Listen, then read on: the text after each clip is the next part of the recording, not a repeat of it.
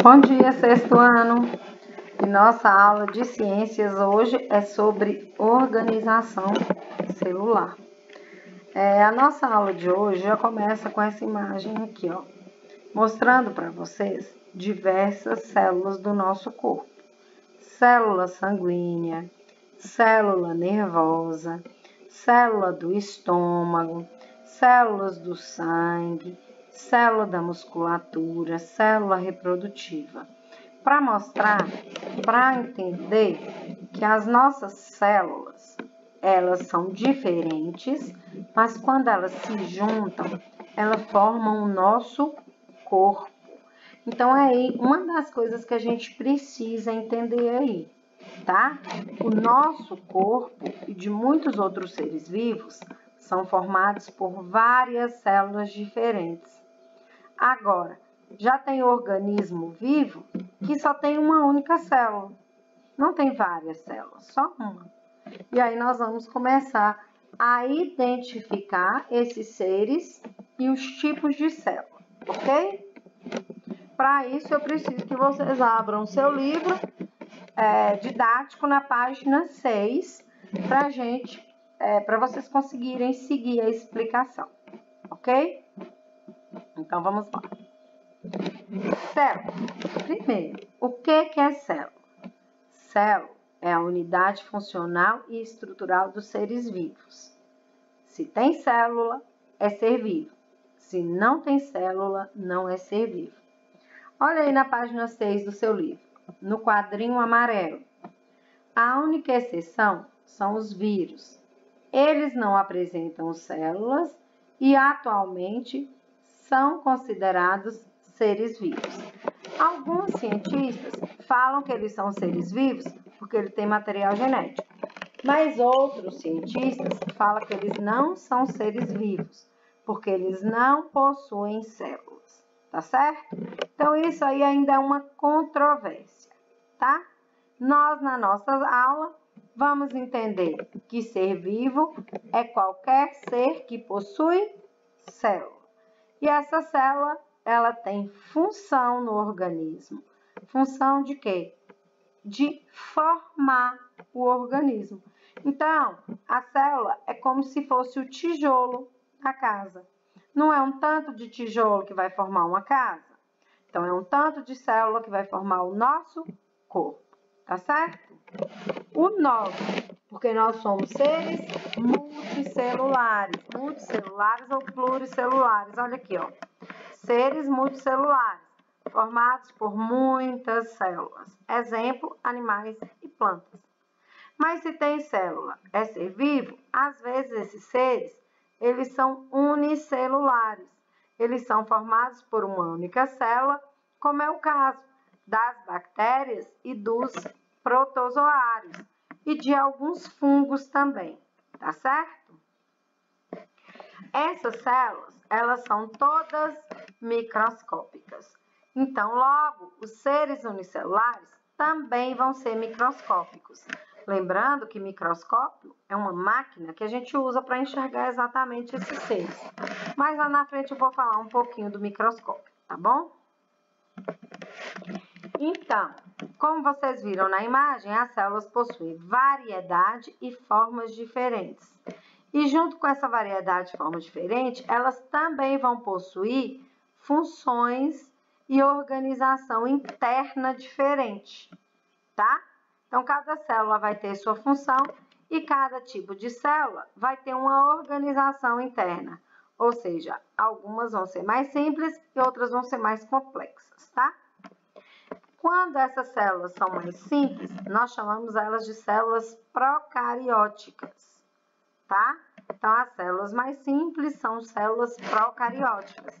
Por que elas são mais simples? Elas vão apresentar membrana plasmática, tá? Elas vão apresentar material genético. Só que por que ela é mais simples? Porque ela não tem núcleo e ela não tem organelas celulares, tá certo? Dentro dos grupos desses seres mais simples, nós podemos citar as bactérias. As bactérias são seres que estão no planeta há mais tempo, mas também são seres mais simples. São unicelulares, não tem núcleo e não tem organelas celulares, tá bom? Então, dentro dessas células procarióticas, eu só vou ter bactérias. Toda vez que a gente falar, dê um exemplo de procarionte, só bactéria, não tem outro exemplo, ok?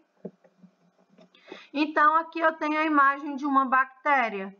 Ó, ela vai ter a membrana nuclear, que tá aqui em marrom. Membrana nuclear não, desculpa, membrana plasmática em marrom. Para proteger essa membrana plasmática em azul, eu tenho uma parede celular. E algumas dessas bactérias ainda vão ter outra cobertura chamada cápsula. Algumas têm, outras não têm, tá? E aí, aqui dentro vai ter citoplasma, vai ter ribossomo e material genético. E mais nada, tá? E mais nada. Algumas bactérias vão se locomover através desses pelos aqui. Aqui tá escrito pilos, mas é pelos, tá? Desses pelos aqui, ó. Elas vão vibrar e vão fazer a movimentação da bactéria. E outras vão ter essa cauda grande aqui chamada flagelo. Serve para movimentar, tá? Todos eles, tanto os pelos quanto o flagelo, é prolongamento da membrana plasmática, tá certo, pessoal?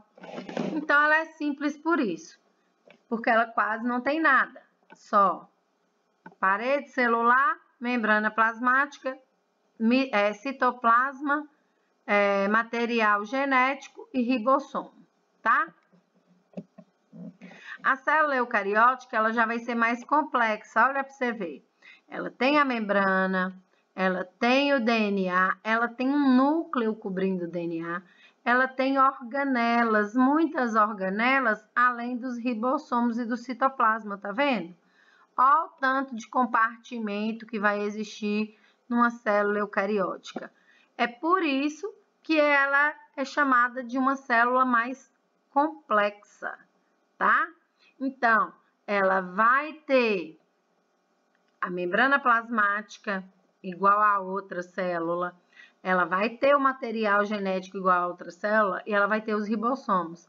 Mas ela vai ter muitas outras organelas, ó, como essa aqui, ó, mitocôndrias, né, centríolos, complexo golgiense, retículo endoplasmático liso, retículo endoplasmático rugoso, o próprio núcleo deixando o DNA ali juntinho, né? Ela vai ter um citoesqueleto. Então, ela é uma célula mais organizada, tá bom? Então, vamos falar dessas estruturas dessa célula eucariótica. Então, a célula eucariótica, ela vai formar o corpo de vários seres vivos. Fungos, plantas, algas, protozoários e animais. Quer dizer, ela forma o corpo de todos os seres vivos, com exceção das bactérias, tá certo? Esses seres que possuem células eucarióticas, a grande maioria deles, não todos, mas a grande maioria podem ser vistos sem o microscópio. Por exemplo, você já viu um animal? Você vê o tempo inteiro. As aves, os peixes, o próprio ser humano, gato, cobra, tudo isso é animal. Todos eles possuem células eucarióticas. Planta.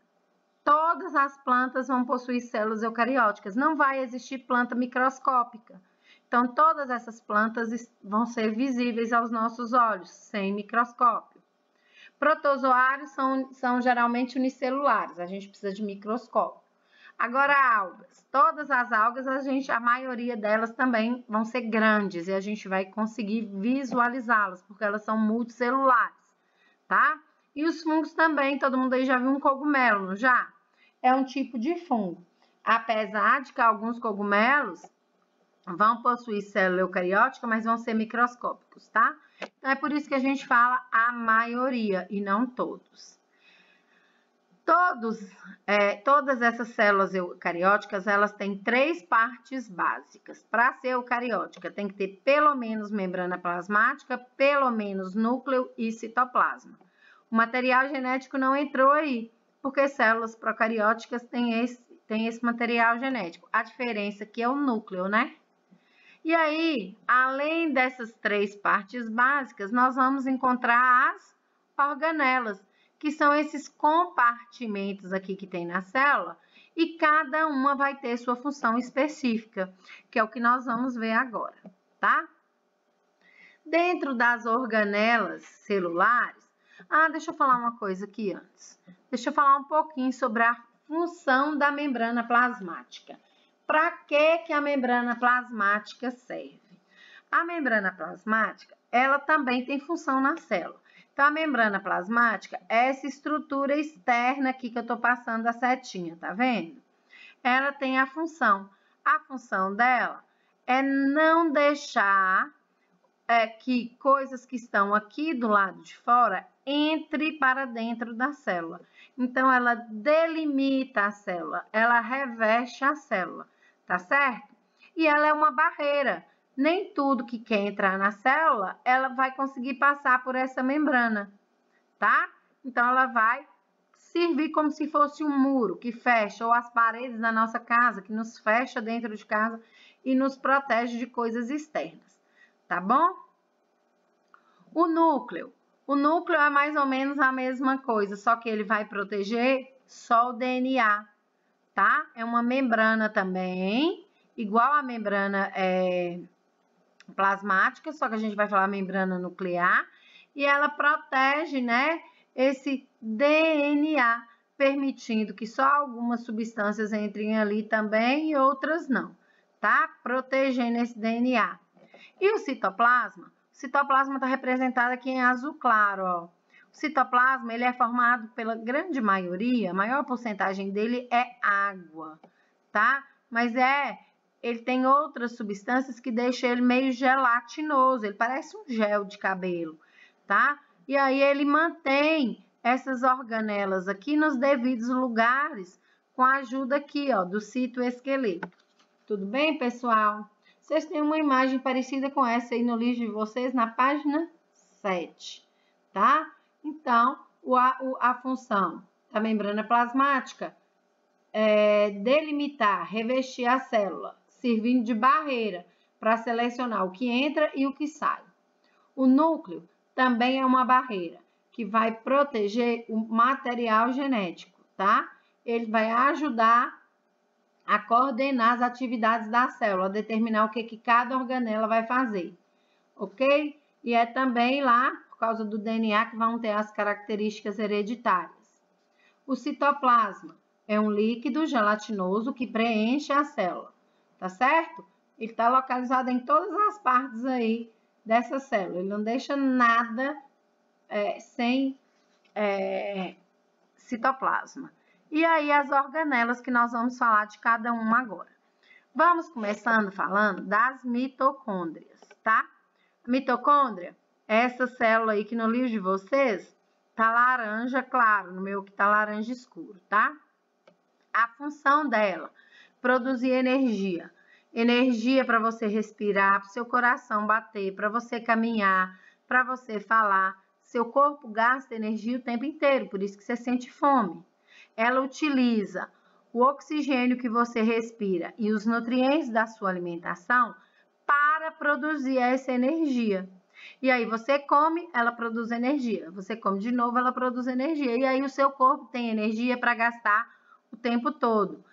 Eu tô querendo mais energia, eu vou comer mais. Não, ela vai produzir energia, mas se seu corpo não gastar energia, ele vai ficar armazenado, vai virar gordura, tá? Então, comer tudo na hora certa e comer alimentos saudáveis, ok? Uma característica dessa organela é possuir 2 membranas. Ela também é uma organela membranosa. Tá vendo? Ela tem uma membrana que delimita ela aqui fora e ela tem uma membrana que faz curvas aqui dentro, ó. Para que essas curvas? Essas curvas, são nessas curvas que vai ocorrer a reação do oxigênio com os nutrientes para poder produzir energia, tá? Essa reação entre oxigênio e nutriente tem um nome, chama respiração celular. Então, respiração celular é a produção de energia, é a mesma coisa, tá? Algumas células do nosso corpo vão ter mais mitocôndrias do que outra. Pensa aí para você ver.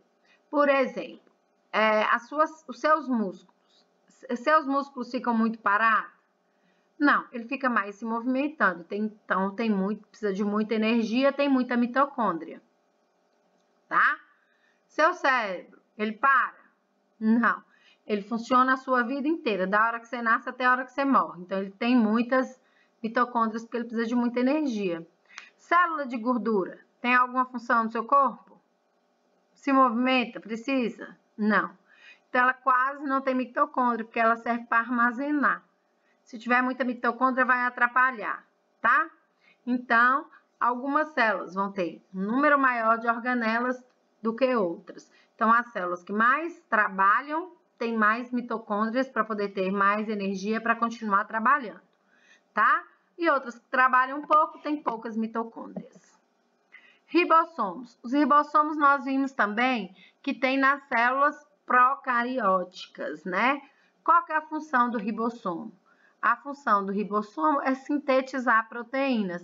Então, essas bolinhas que vocês estão vendo colorida pequenininha aí, ó, que tá grudada aqui nessa estrutura e que tá solta no citoplasma, é o ribossomo. Ó ele aumentado aqui, ó, tá?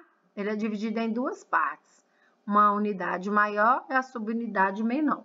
Eles ficam juntinhos o tempo todo assim, para ajudar na proteção das proteínas. E como assim? Eu achei que proteína era só quando eu comia carne, mas a proteína da carne foi produzida no organismo do outro ser vivo. No seu corpo também tem carne, também tem proteína.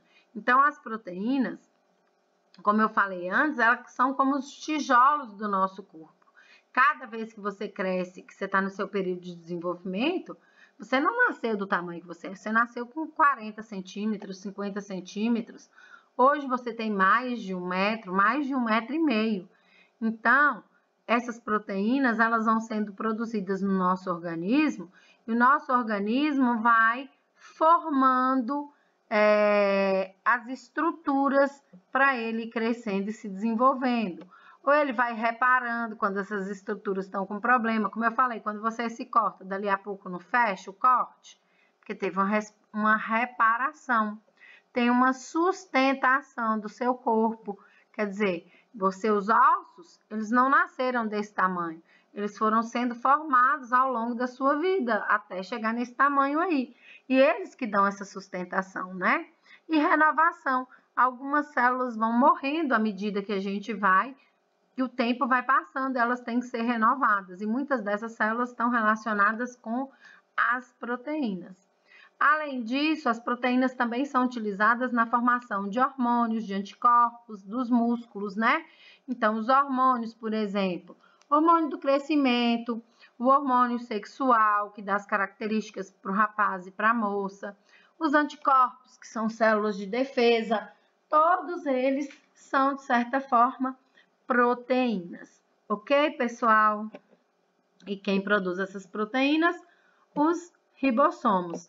Junto com um cara aqui, ó, chamado retículo endoplasmático rugoso, tá? O retículo endoplasmático, ele tá dentro da célula eucarionte, sempre muito perto do núcleo. O núcleo tem um material genético que comanda, né, todas as funções da célula.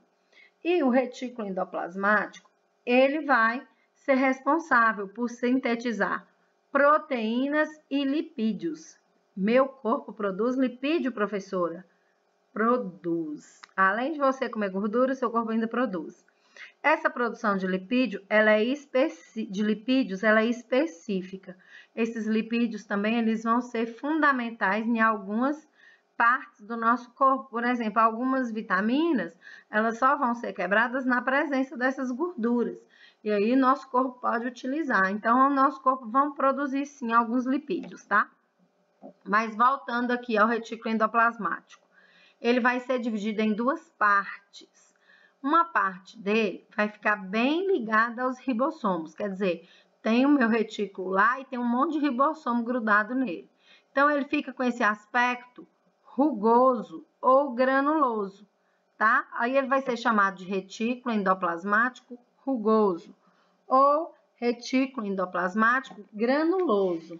Isso aí não tem no livro de vocês. Não tem esse nome, né? Então, eu gostaria que vocês fizessem essa anotação aí, tá? Para o vídeo, escreve, faça a anotação aí no canto mesmo do livro, lá na página 8, ok?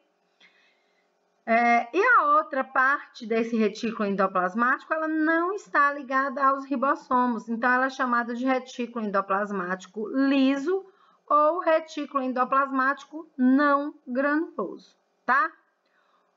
Outra coisa que não tem aí, a função de cada um. O rugoso, ele vai ser responsável pela produção das proteínas. E o não rugoso ou liso, ele vai ser responsável pela produção dos lipídios, das gorduras, ok? E também, aqui não tá aqui no meu slide, não tá no seu livro, você vai colocar aí agora, ele também ajuda na desintoxicação do organismo. Quando a gente toma um remédio, por exemplo, aquele remédio faz efeito, depois ele tem que ser eliminado do corpo, os resíduos dele. Então, retículo endoplasmático liso, ele ajuda nessa desintoxicação, certo? Olha a imagem dele aqui, ó.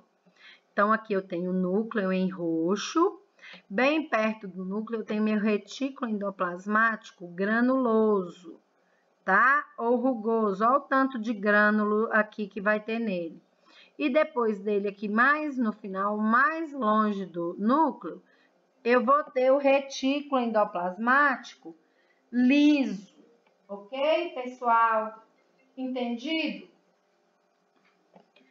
Então, cada um com a sua função. O núcleo comanda, o retículo rugoso produz proteínas, o retículo liso, ele produz lipídios. Tá vendo que eles são um monte de canais? Essa produção que vai acontecer aqui dentro, por esses canais vão sendo liberados, até chegar no local de armazenamento. Local de armazenamento, complexo golgiense, tá? O complexo golgiense é um conjunto de sacos achatados, como você pode ver aí. Como você pode ver aí, ó. Esses sacos, eles vão armazenar substâncias que foram produzidas no retículo. Ele armazena, ele separa essas substâncias e, quando é necessário, olha aqui, ele forma vesículas, essas bolinhas secretoras, que podem ser eliminadas para o meio externo da célula. Como assim, Carol? Pensa aí no seu nariz quando você está gripada, não sai um tanto de secreção, um tanto de muco? Pois é, sai por isso, porque o retículo endoplasmático produz esse excesso de muco, o complexo golgiense armazena e quando ele sente necessidade, ele libera esse muco. E para que tanto muco? Para expulsar o patógeno que está dentro do seu corpo causando aquela gripe, né? Seu estômago secreta ácido clorídrico para poder digerir. Não é ácido clorídrico, não. É outro ácido. Esqueci aqui agora. Daqui a pouco eu lembro.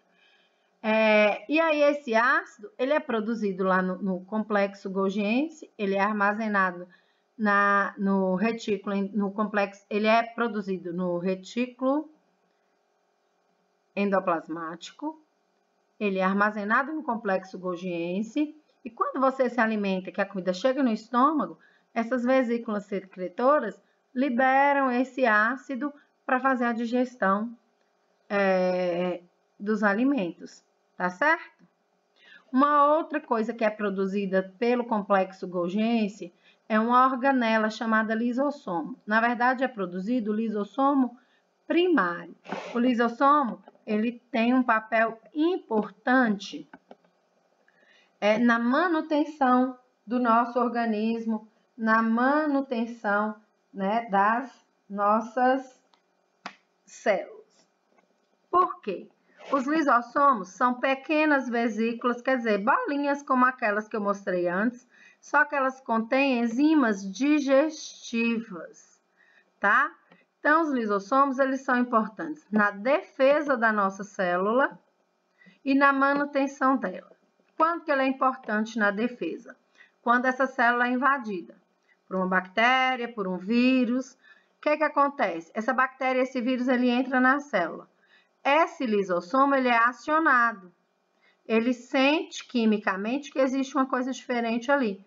Ele se dirige para aquele lugar, pode englobar essa substância, né? E aí faz a digestão e destruição deles, tá? Parte dessas bactérias, se tiver alguma coisa boa, fica na célula. Se tiver uma coisa ruim, vai embora. Vai ser secretada da célula, tá?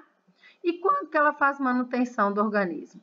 Quando ela degrada células que não estão funcionando mais, não estão funcionando bem, que já estão velhas demais. Quando elas fazem a degradação dessa célula, elas estimulam, elas promovem a formação, a renovação celular. Outras células novas que vão funcionar muito bem vão ser formadas no organismo, ok? E aqui a imagem, ó. Entrou um resíduo aqui líquido, que a gente chama de pinocitose, um resíduo sólido foi fagocitado, formou aqui uma vesícula com essas substâncias. Ó o lisossomo. O lisossomo quimicamente percebe a presença e vem ficar aqui junto.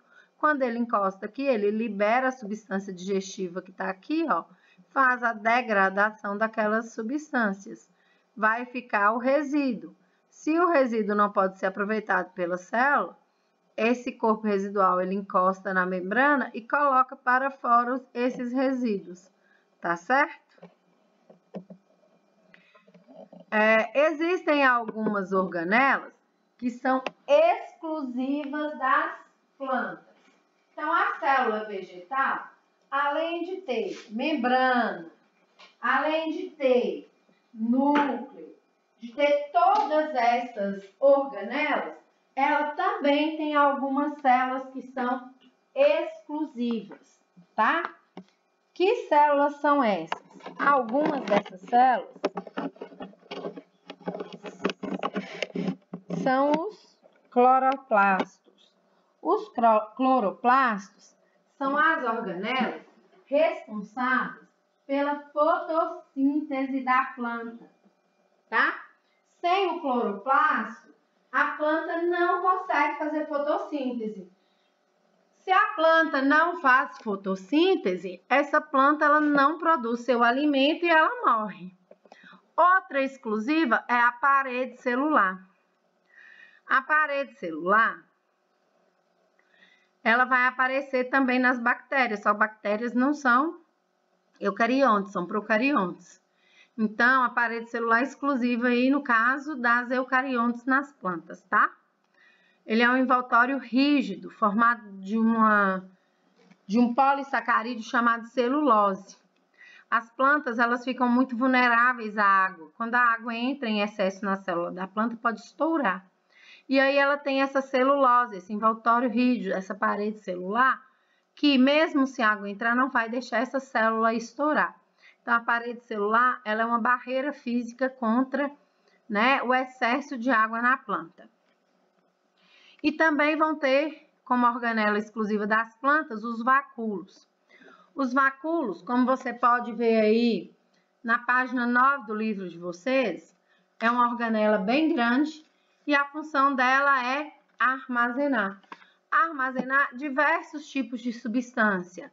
Nas plantas, como cactos, por exemplo, ele armazena água. Nas plantas aquáticas, que precisam flutuar, ele armazena ar. Em plantas, em raízes, como a da mandioca, ele armazena amido, substância nutritiva. Então, esses vacúolos vão armazenar várias substâncias diferentes, ok? E aqui nós temos uma célula vegetal, né? Aqui, pelo lado de dentro, membrana celular. Pelo lado de fora, parede celular. Aqui eu tenho complexo de Golgi, retículo endoplasmático, liso e rugoso, núcleo, material nuclear, né? Aí eu tenho mitocôndrias, eu tenho citoplasma e eu tenho as organelas exclusivas, o cloroplasto, o vacúolo e a parede celular, ok? Bom, eu falei com vocês que eu ia falar um pouco do microscópio, né? Então, aqui eu tenho 3 tipos de microscópios diferentes. Esse primeiro aqui, ó, é um microscópio bem rudimentar. Um microscópio que foi usado lá em 1500, né? Para ser mais precisa, 1595, por Zacarias Janssen e pai e filho que fizeram o microscópio, eles inventaram isso aqui para a diversão de reis. Ele não inventou isso porque ele era um cientista e ele queria ver um mundo invisível, não. Ele inventou isso para o rei conseguir aumentar uma formiga e achar aquilo interessante. E com esse aumento, uma formiga, aumenta uma planta, aumenta alguma coisa, começaram-se a ver coisas, principalmente na água, que não se sabia explicar o que era. Em 1665, um inglês chamado Robert Hooke publicou um livro chamado Micrografia, que continha a descrição de muitas observações que ele fez no microscópio parecido como esse, tá? Que tinha essas 2 lentes aí, e ele analisava principalmente cortiça, é uma casca de árvore, tá? E essa cortiça, ele identificou ali as células. No primeiro momento ele chamou de célula, porque ele fez relação com os conventos, que era muito comum na época, e que tinha os quartinhos pequenininhos. E aí ele relacionou aquela cortiça com essas células dos conventos. Aí só depois que passou a se chamar célula, tá? E mais lá na frente, alguns comerciantes, como Anton van Leeuwenhoek, eles usavam o microscópio para analisar tecido, para ver se a fibra do tecido era bastante junta, se era separada, e isso deixava o tecido mais caro ou mais barato, né? Como instrumento para estudar bactérias e protozoários, ele só foi usado depois, tá? Principalmente analisando água. Ele usou esse microscópio que ele usava para analisar os tecidos, ele começou a usar esse microscópio para analisar a água da chuva, a água dos lagos, a água da região onde que ele estava. E aí, esse Leeuwenhoek, difícil falar esses nomes desse povo, né, gente? Ele começou a analisar o que ele achava ali. Então, ele começou a ver bactérias, protozoários, leveduras, só que ele não sabia o que era aquilo, né? Ele começava a desenhar, ele começava a relatar. Hoje a gente tem o conceito de todos esses seres, mas naquela época ele não tinha. E aí, ele, curioso do jeito que ele era, ele começou a tirar coisas do corpo para analisar. Ele começou a analisar a saliva, o dente, ele começou a analisar a urina, fezes e até sangue para ver o que ele conseguia enxergar. Esse microscópio ele foi usado por séculos, né? A evolução científica, a tecnologia, ela é uma coisa bem recente para a gente. Então, essa tecnologia microscópica, ela também demorou um pouco, tá certo? Por exemplo, o segundo microscópio, esse aqui, ó, o óptico. Esse microscópio ele foi inventado somente no início do século XIX. E aí, utilizado sim para estudar as células, para estudar as doenças. Hoje, o microscópio mais evoluído que a gente tem, que foi feito em 1950, é esse aqui, ó, o microscópio eletrônico. Ele, meu pai, peraí, só um minutinho. Ele analisa os seres e aparece a imagem aqui, ó, com ampliação muito grande. As imagens que podem ser aumentadas aí, ó, até 500 mil vezes, tá? E, por causa dessa evolução do microscópio, é que foi possível formular a teoria celular. Essa teoria celular, ela não foi formulada de uma vez só, tá? Ela começou a ser formulada no ano de 1838. Dois cientistas, um alemão, Matthias Schlender, e um belga, Theodor Schwann, eles começaram a analisar uma pesquisa do outro e viram que essas pesquisas deles eram muito parecidas, né? As pesquisas em relação a tecido vegetal e animal. E eles ficaram espantados ao conversar e ver a semelhança que existiam entre o estudo de cada um.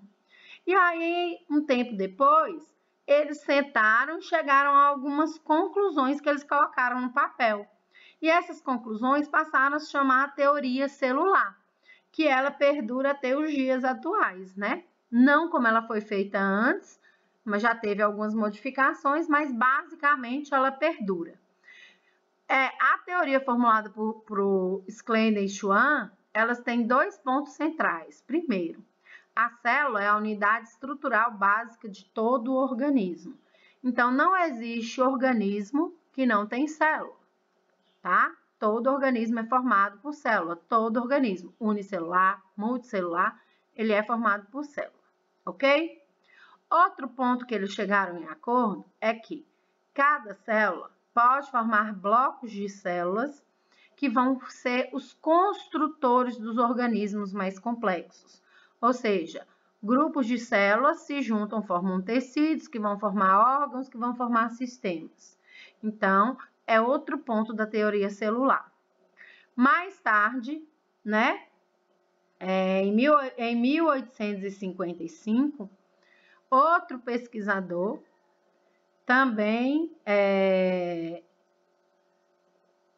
alemão, acredito que sim, acho que ele é alemão também. Depois eu confirmo para vocês. Chamado Rudolf Virchow, propôs o terceiro ponto central da teoria celular, que é levado em consideração até hoje. Toda célula se origina de uma célula pré-existente, tá? Uma célula, ela nunca vai surgir do nada, ela vai se originar de uma célula pré-existente. Isso também é ponto comum entre os cientistas e entre todos que estudam a teoria celular. Ok, pessoal? E aqui eu tenho um pouquinho da imagem, né? Do que a gente falou sobre microscopia aqui, ó. Aqui é Robert Hooke, o microscópio que ele usava. E as cortiças que ele observava e desenhava, porque não tinha impressora, porque não tinha copiadora, porque não tinha nada disso, era desenho feito à mão. Esse aqui é Leeuwenhoek, e aí aqui mostrando o que ele conseguia ver no microscópio. Esse aqui é Schlender e Schwann, os primeiros a propor a teoria celular, né, os dois primeiros pontos. E esse último aqui cortou o nome dele, mas esse é Virchow, tá? Virchow que propôs que toda célula se origina de outra célula pré-existente, ok? Nossa aula, pessoal, ela termina por aqui. Se ficou alguma dúvida ou se surgiu alguma pergunta, eu espero o contato de vocês através do WhatsApp. Mandem uma mensagem, gravem um áudio. Espero que a aula tenha sido proveitosa. Desejo a vocês bons estudos e nós nos conectamos através da nossa próxima aula, ok? Tchau, pessoal!